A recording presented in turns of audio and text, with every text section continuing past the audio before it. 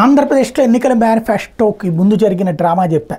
ముస్లిం రిజర్వేషన్ల అంశానికి సంబంధించి ఇక్కడ మేనిఫెస్టోలో పెట్టడం, దాన్ని తీసేయాలని చెప్పి అధినాయకత్వం చెప్పడం, దాన్ని మార్చి పంపిస్తే ఈ సంక్షేమ పథకాలన్నీ చూసి వాళ్ళు విస్తుపోయి అసలు ఇందులో మా ఫోటోనే వద్దని చెప్పడం, దాంతోపాటు అసలు బీజేపీ నాయకులనే వెళ్ళొద్దని చెప్పడం, దాంతో మళ్ళీ వీళ్ళు ప్రెస్ మీట్ ఆపుకుని బ్యాక్గ్రౌండ్లో మోడీ ఫోటో కూడా తీసేసి ఆ తర్వాత అవన్నీ మార్చిన తర్వాత మాత్రమే రావడం, ఇవన్నీ చెప్పుకున్నాం దాని వెనకాల జరిగినటువంటి అంశం.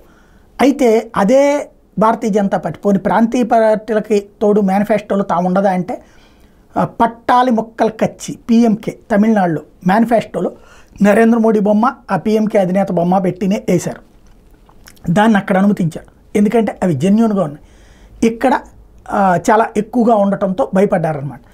ఇలాంటివి చూసినప్పుడు బాబు గారికి ఖచ్చితంగా మండుతుంది, తెలుగుదేశం వాళ్ళకి అందరికీ మండుతుంది. ప్రస్తుతం పొత్తులో ఉన్నారు కాబట్టి మామూలుగా ఇదివరకు అయితే రెచ్చిపోయి కామెంట్లు చేసేటటువంటి తెలుగుదేశం సోషల్ మీడియా కూడా చాలా సంయమనం పాటిస్తుంది. ఆ విషయంలో అభినందనలు, చాలా బాధ్యతాయుతంగానే ఉన్నారు.